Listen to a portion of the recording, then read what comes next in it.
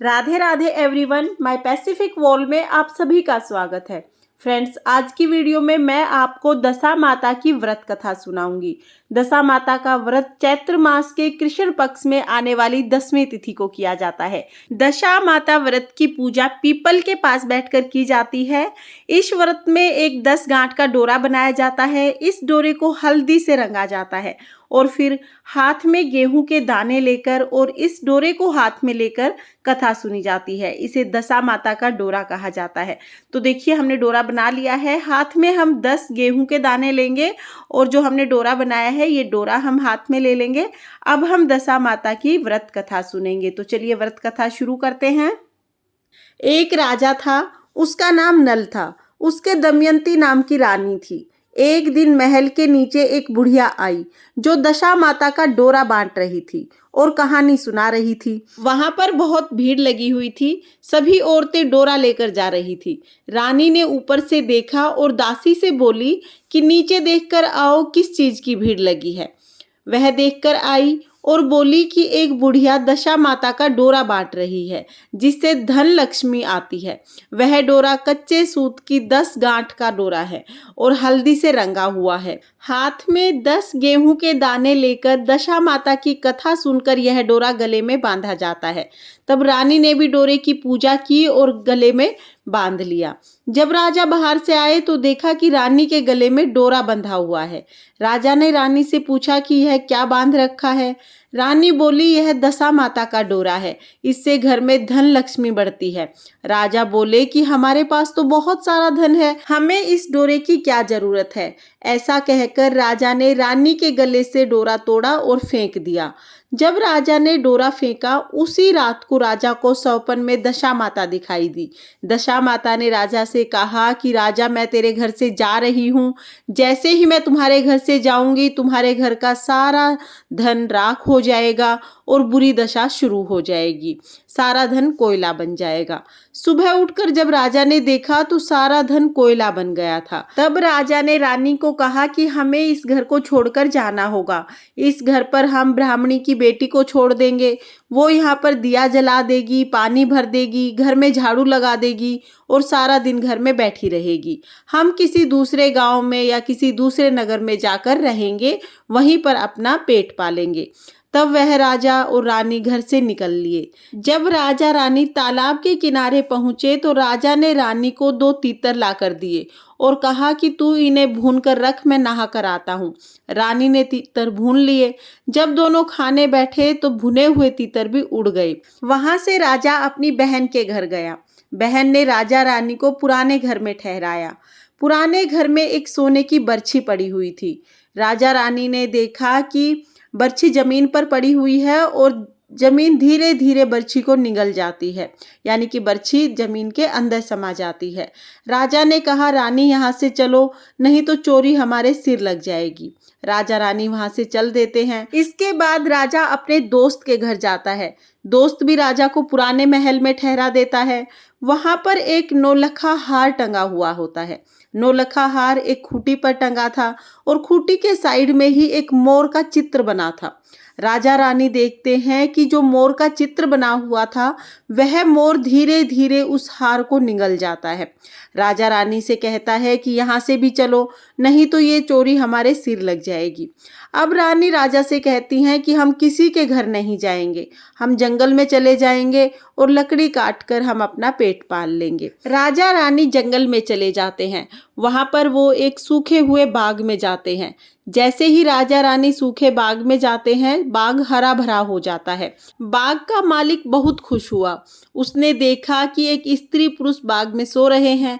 उन्हें जगाकर बाग का मालिक बोला कि तुम कौन हो, जिनके आने से 12 वर्ष से सूखा हुआ यह बाग भी हरा हो गया। तो राजा रानी ने कहा कि हम मुसाफिर हैं, काम की खोज में आए हैं, यहाँ पर काम करना चाहते हैं। बाग का मालिक बोला, ठीक है, तुम बाग में काम कर सकते हो। बाग की मालकिन ने रानी से कहा कि तुम फूलों की माला बनाकर बाजार में बेच आया करो। राजा रानी दोनों इस तरह से बाग में काम करने लगे। काम करते करते पूरा 1 वर्ष बीत गया। एक दिन बाग की मालकिन कथा सुन रही थी और डोरा ले रही थी। रानी ने पूछा कि आप यह क्या कर रही हैं? तब बाग की मालकिन ने कहा कि मैं दशा माता का डोरा ले रही हूँ और दशा माता के व्रत की कथा सुन रही हूँ। बाग की मालकिन के साथ साथ रानी ने भी दशा माता की कथा सुनी और दशा माता का डोरा लिया, डोरा गले में बांध लिया। राजा ने अपनी पत्नी से पूछा कि यह गले में क्या बांध रखा है, तो रानी ने कहा कि यह वही डोरा है जो आपने तोड़कर फेंक दिया था। इसी कारण से हमारी बुरी दशा शुरू हुई है। दशा माता हमसे नाराज हो गई और हमारे बुरे दिन शुरू हो गए। तब रानी ने कहा कि यदि दशा माता सच्ची हैं तो हमारे पहले वाले दिन लौट आएंगे। उसी रात राजा को सौपन में 2 स्त्रियां दिखाई दी। एक स्त्री ने कहा कि मैं तुम्हारे घर आ रही हूँ, दूसरी स्त्री ने कहा कि मैं तुम्हारे घर से जा रही हूँ। राजा ने दोनों के नाम पूछे तो आने वाली ने अपना नाम लक्ष्मी बताया और जाने वाली ने अपना नाम दरिद्रता बताया। सुबह उठकर राजा ने रानी से कहा कि हमारे बुरे दिन समाप्त हो गए हैं, अब हमें अपने घर चलना चाहिए। राजा रानी दोनों ने बाग के मालिक को बताया कि हम अपने घर जाना चाहते हैं। बाग के मालिक ने बहुत सारा धन दौलत देकर दोनों को विदा किया। वहां से राजा अपने दोस्त के घर पहुंचा।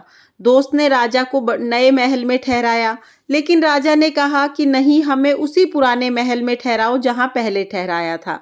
जब राजा रानी उस पुराने महल में गए तो वहां जाकर देखा कि जो हार मोर ने निगल लिया था वह हार खूंटी पर टंगा हुआ है। तो राजा ने कहा कि रानी, यह कलंक उतर गया है, मोर ने हार वापस उगल दिया है। उसके बाद राजा अपनी बहन के घर गया। बहन के घर गया तो बहन ने राजा और रानी को नए महल में ठहराया, लेकिन तब राजा ने कहा कि नहीं बहन, हमें उसी घर में ठहराओ जहां पहले ठहराया था। जब राजा रानी पुराने घर में गए तो देखा कि जो बरछी धरती ने निगल ली थी वह धीरे धीरे धरती के ऊपर आ रही है।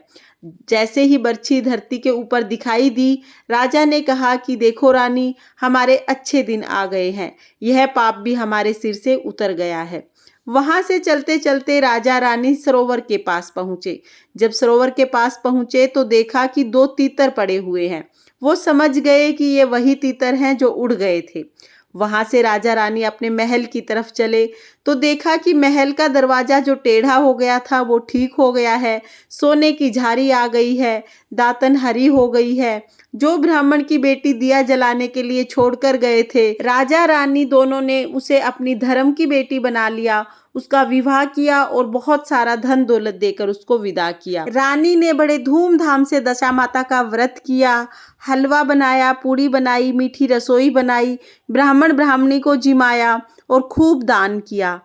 हे दशा माता, जैसे राजा रानी के साथ पहले की वैसे किसी के साथ मत करना और जैसी बाद में की वैसी सबके साथ करना। इस कहानी को कहते सुनते हुकारा भरते सब पर अपनी कृपा दृष्टि बनाए रखना और सबके अन्न धन के भंडारे भरे रखना। ये थी दशा माता की कहानी। इसके बाद हमें गणेश जी की कहानी जरूर सुनेंगे, तो चलिए गणेश जी की कहानी सुनते हैं। एक बूढ़ी माई थी, गणेश जी की पूजा करती थी। रोज मिट्टी के गणेश जी बनाती, रोज गल जाते। रोज मिट्टी के गणेश जी बनाती, रोज गल जाते। उसके घर के सामने ही एक सेठ का मकान बन रहा था। वो जाकर कारीगर से बोली कि कारीगर कारीगर, मेरे पत्थर के गणेश जी घड़ दो। कारीगर बोले, बुढ़िया, जब तक तुम्हारे गणेश जी घड़ेंगे इतनी देर में तो हम अपनी दीवार बना देंगे, हमारे पास समय नहीं है, किसी और से बनवा लो। बुढ़िया को बहुत बुरा लगा। बुढ़िया बोली, भगवान करे कि तुम्हारी दीवार टेढ़ी हो जाए। ये कहकर बुढ़िया वहां से चली गई। अब कारीगर जैसे ही दीवार बनाए, दीवार टेढ़ी हो जाए, फिर दीवार को गिराना पड़े, फिर दीवार बनाए, फिर दीवार टेढ़ी हो जाए, फिर गिराना पड़े। इसी तरह से शाम हो गई। शाम को सेठ जी आए। उसने कहा कि आज तुमने कोई काम नहीं किया। तो कारीगर बोले कि काम तो कर रहे हैं, लेकिन ये दीवार बार बार टेढ़ी हो रही है। फिर कारीगर ने बुढ़िया के आने की सारी बात सेठ जी को बताई। तब सेठ जी ने कहा कि तुम मुझे बुढ़िया के घर ले चलो, मैं बुढ़िया से बात करूंगा। सेठ जी बुढ़िया के पास गए। सेठ जी ने बुढ़िया से कहा कि हे बूढ़ी माई, हम तुम्हारे सोने के गणेश जी घड़वा देंगे, तुम हमारी दीवार सीधी करा दो। सेठ जी ने बुढ़िया के लिए सोने के गणेश जी घड़ाए। गणेश जी की कृपा से सेठ जी की दीवार सीधी हो गई। हे गणेश जी महाराज, जिस तरह आपने सेठ जी की दीवार सीधी की वैसे ही सबके सब कार्य सीधे करना, और जैसे आपने बुढ़िया पर कृपा दृष्टि बनाई वैसे सभी पर अपनी कृपा दृष्टि बनाए रखना। अब हमारी दशा माता की व्रत कथा पूर्ण होती है। व्रत कथा सुनने के बाद जो हमने हाथ में डोरा और गेहूं के दाने लिए हैं वो हम दशा माता को समर्पित करेंगे। एक बार दशा माता के चरणों में हम डोरा और दाने रख देंगे, उसके बाद ये डोरा हम अपने गले में बांध लेंगे। यानी जिसने भी व्रत किया है वो ये डोरा अपने गले में बांध ले। फ्रेंड्स, अगर आप पूरा साल ये डोरा अपने गले में पहनकर नहीं रख सकते हैं तो फिर आप इस डोरे को घर पर किसी भी सुरक्षित जगह पर रख दें। किसी भी डब्बी में आप इसे डाल के रख लें, या तो आप अपने पूजा घर में रख दें या किसी भी अलमारी वगैरह में किसी भी सुरक्षित जगह पर आप इस डोरे को रख सकते हैं। तो इस तरह से हमें दशा माता के व्रत की कथा सुननी होती है। फ्रेंड्स, दशा माता व्रत की पूजा सामग्री और दशा माता व्रत की विधि का वीडियो भी चैनल पर आ चुका है। इन वीडियोस के लिंक मैं आपको डिस्क्रिप्शन में दे दूंगी, आप वहां से जरूर देख लेना। और अगर वीडियो पसंद आए तो वीडियो को लाइक करना और चैनल को सब्सक्राइब करना। देखने के लिए बहुत बहुत धन्यवाद। राधे राधे।